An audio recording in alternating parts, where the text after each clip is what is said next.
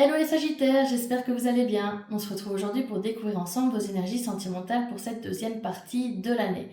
Comme pour le premier semestre, on va regarder ce qui se passe mois par mois. Et pour rappel, il s'agit d'un tirage général, donc il ne pourra pas parler à tout le monde. Prenez simplement ce qui résonne pour vous. J'en profite pour faire un petit coucou à Marie-Adeline qui est Sagittaire et que j'embrasse bien fort. Puis pour vous dire qu'il y a aussi un petit peu plus de bruit que d'habitude autour de moi, donc j'espère que ça ne viendra pas perturber l'écoute de cette guidance. Donc on va commencer avec la première carte qui se trouve ici et qui provient de l'oracle des archives akashiques. C'est la carte du médium. Donc cette carte, elle parle de guérison, elle parle d'intuition et elle parle d'écoute. Selon moi, vous entrez dans une période où votre intuition va prendre davantage de place. Comme je vous le disais, la carte, elle parle de guérison, elle parle aussi de reconstruction, de retour progressif à vous-même. Si je compare vos énergies de ce deuxième semestre avec les énergies de celles du premier semestre, en fait, j'ai l'impression que vous apprenez à faire confiance au rythme des événements plutôt qu'à vouloir absolument les accélérer. On va continuer avec les énergies au dos des jeux qui sont le cavalier de pentacle et l'as de bâton. Alors le cavalier de pentacle, c'est une carte qui parle de construction, de stabilité, mais aussi de lenteur, d'un rythme qui est assez lent. C'est quelqu'un qui prend le temps de construire les choses pour essayer de construire des bases solides et qui a besoin de temps pour ça. Ici, l'as de bâton, c'est une énergie opposée, c'est l'énergie d'élan, de désir, de passage à l'action, de quelqu'un qui veut vraiment que les choses avancent assez vite. Donc pour moi ici, on voit bien qu'il y a cette dualité, cette différence de rythme. D'un côté, il y a une envie que les choses avancent avec cet as de bâton, et puis de l'autre, il y a une situation où quelqu'un qui semble avancer plus lentement, qui semble prendre plus de temps pour avancer. Et le défi pour moi de ce semestre, enfin pour vous, ce sera probablement d'accepter que certaines relations se construisent plus lentement que d'autres et sans non plus pour ça remettre leur potentiel en question. Donc on va commencer par les énergies de juillet qui sont le page de coupe et le 7 de bâton. Le page de coupe, c'est une carte qui parle d'ouverture, de sentiments et d'un élan du cœur. Le 7 de bâton, lui, il parle de protection, de prudence, de mettre des limites. Donc en juillet, pour moi, vos émotions, elles semblent s'exprimer un petit peu plus facilement que d'habitude avec ce valet de coupe, mais avec ce 7 de bâton, ça nous montre que vous restez prudent ou prudente, que vous avancez doucement, tout en gardant certaines protections, certaines limites. J'ai le sentiment que si vous êtes dans une relation avec quelqu'un, chacun en fait cherche à préserver vraiment ce qu'il a mis du temps à construire. Ensuite, en nous, on a la papesse qui est clarifiée par le 6 d'épée. Alors, la papesse, elle parle d'intuition, d'intériorité, de réflexion. Le 6 d'épée, c'est une carte qui parle de transition, d'évolution, de passage.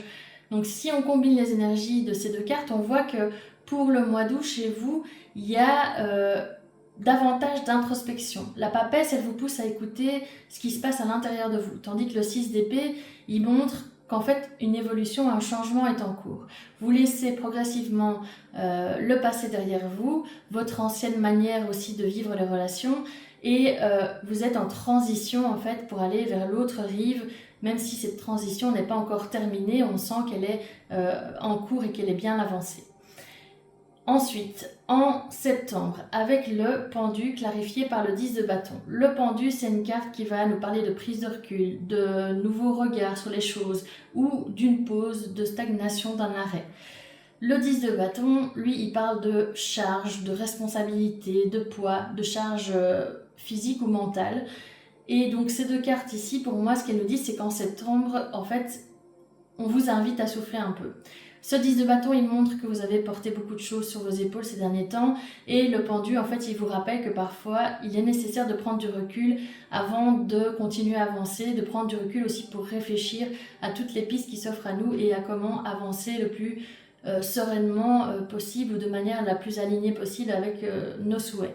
Donc, pour moi ici, ce qu'on voit en septembre, en fait, c'est que toutes les réponses ne viendront pas justement de cette action, mais elles viendront aussi surtout de ce côté intérieur, de cette intériorité, de cette introspection et de cette intuition qui vont vous guider au fil des mois. Ensuite, en octobre, on a le monde qui est clarifié par le magicien. Alors le monde, il parle d'accomplissement, de fin de cycle. C'est vraiment l'aboutissement du parcours. Alors soit ça montre qu'ensuite un nouveau départ est possible, soit ça montre qu'on est arrivé vraiment à l'apogée d'une histoire, de son parcours, de sa vie sentimentale, etc.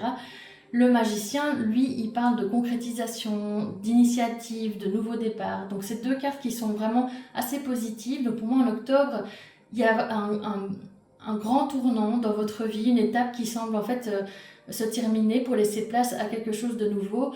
Pour certains ou certaines d'entre vous, ça peut représenter une évolution vraiment concrète dans une relation, comme par exemple une officialisation, un emménagement, un mariage.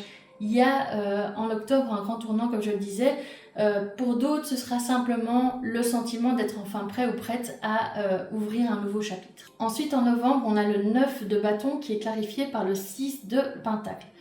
Le 9 de bâton inversé. Donc quand il est inversé, il nous parle de fatigue, de découragement, de quelqu'un qui est dans une période un peu plus fragile. Le 6 de pentacle, lui, c'est la carte qui nous parle d'équilibre, d'échange, de réciprocité. Donc en novembre, qu'est-ce qu'on voit? C'est qu'on voit que en fait, vous vous sentez fatigué de porter certaines choses, certaines situations seul. Le 6 de pentacle, il vous rappelle en fait qu'une relation, elle se construit à deux. Et j'ai l'impression qu'en novembre, vous cherchez vraiment à garder cet équilibre entre le donner et le recevoir en veillant à ce que chacun fasse sa part du marché, fasse des efforts pour l'autre en fait. Et puis en décembre, on conclut ce semestre et cette année avec l'ermite qui est clarifié par le roi de bâton. L'ermite, c'est une carte qui va nous parler de sagesse, de réflexion, de prise de recul.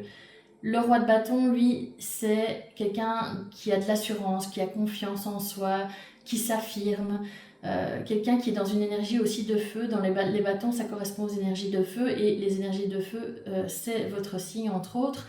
Donc ici, avec cet ermite et ce roi de bâton, cet ermite, pardon, et ce roi de bâton, ce qu'on voit, c'est qu'en décembre, en fait, vous terminez l'année sur une énergie qui est plus apaisée. L'ermite, il va vous inviter à prendre le temps de réfléchir avant d'agir, de prendre du recul, tandis que le roi de bâton, il montre qu'en fait, vous retrouvez progressivement confiance en vous, confiance en l'autre, confiance en l'avenir.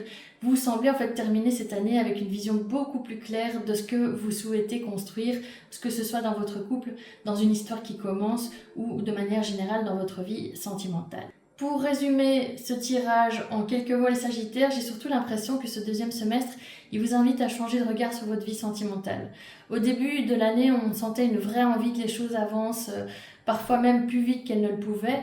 Et puis au fil des mois, on voit qu'il y a quelque chose qui s'apaise chez vous, que vous cherchez moins à obtenir des réponses immédiatement et plus justement à écouter ce que cette relation ou cette situation, elle vous fait réellement ressentir. Finalement, je crois que ce semestre, en fait, il vous montre qu'une relation, elle ne se construit pas uniquement à travers les étapes qu'on franchit, mais aussi à travers la manière dont on vit ces étapes. Ce ne sont d'ailleurs pas forcément en fait les événements qui vont évoluer le plus au cours de ce semestre, au cours des prochains mois, mais plutôt votre manière de les percevoir. Et j'ai le sentiment que c'est précisément ce type de changement de regard qui va vous permettre en fait d'aborder votre vie sentimentale avec davantage de sérénité. Voilà, j'espère que ce tirage vous a plu et qu'il a résonné en vous. Si c'est le cas, n'hésitez pas à le liker, à le commenter, à le partager et puis surtout à vous abonner à ma chaîne pour ne pas manquer les prochains messages.